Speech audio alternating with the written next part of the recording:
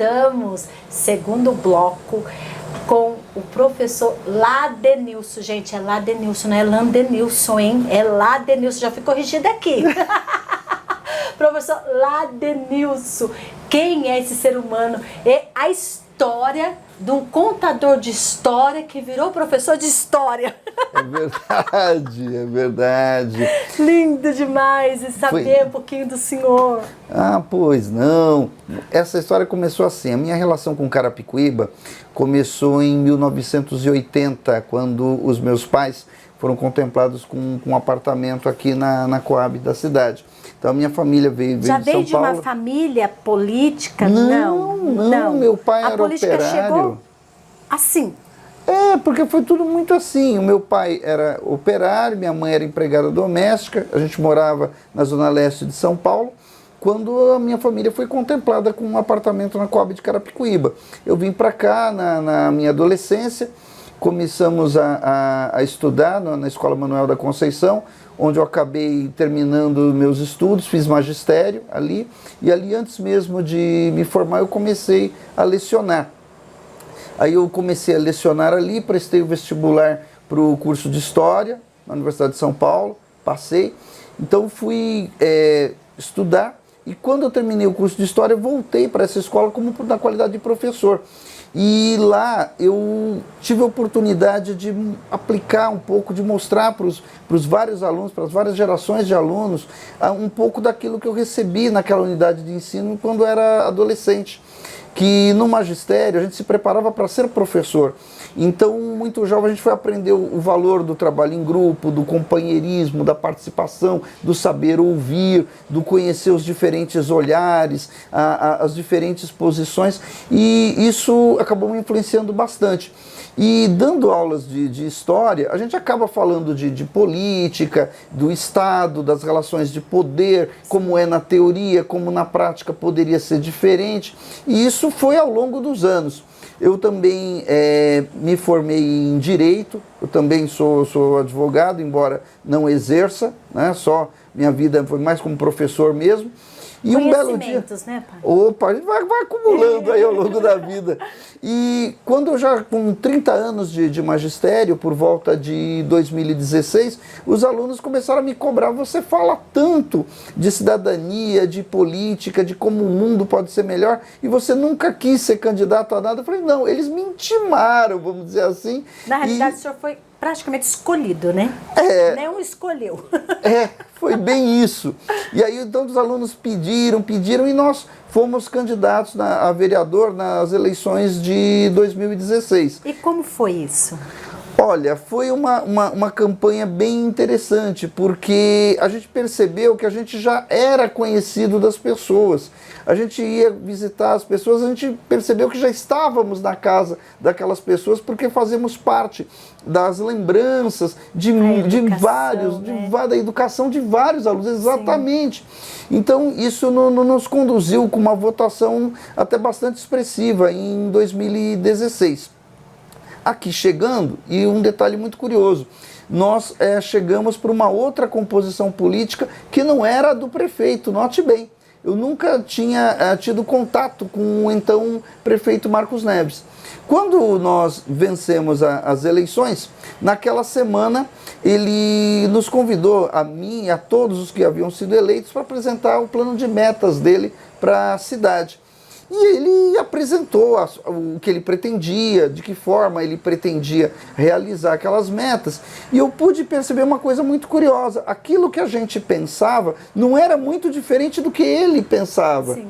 Então a gente percebeu que o nosso sonho como vereador cabia naquele sonho maior como prefeito. E começamos a trabalhar juntos ali.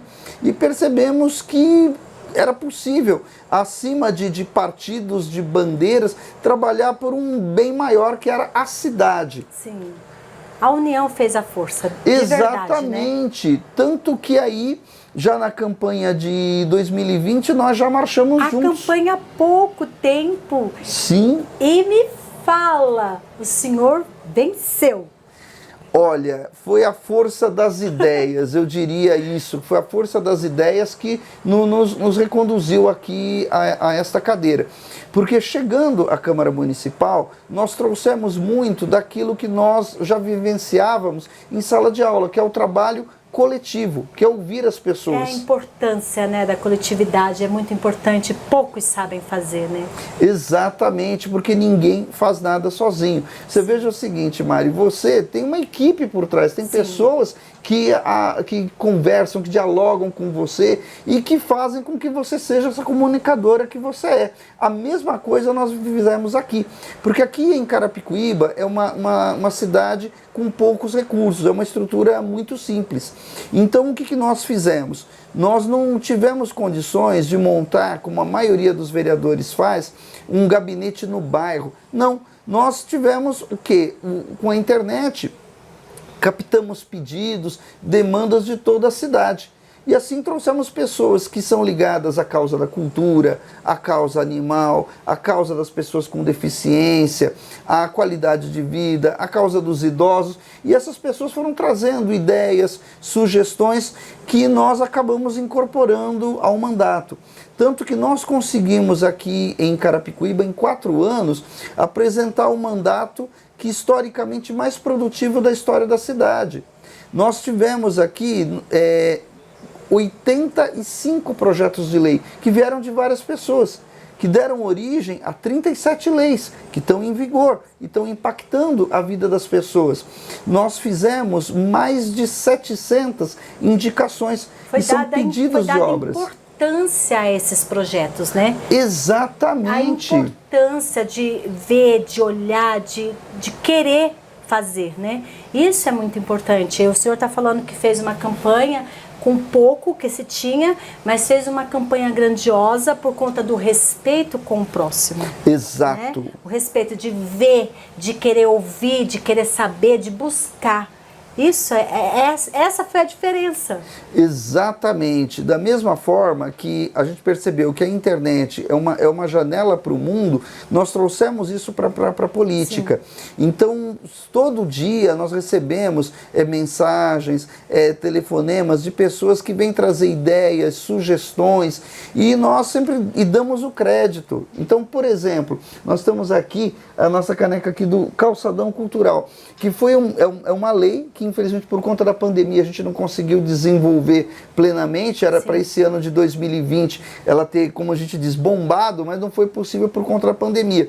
Veio de sugestão, de colaboradores nossos. Mas é um projeto que está aí, né? A pandemia nós temos que aprender a conviver com ela. Exato. Né, porque eu quero até deixar bem claro aqui para vocês, pessoas lindas que estão nos vendo, que nós estamos sem máscara, mas o ambiente é bem arejado, estamos na temperatura boa, então por isso que estamos sem máscara, tá? Não é um desrespeito à pandemia, não.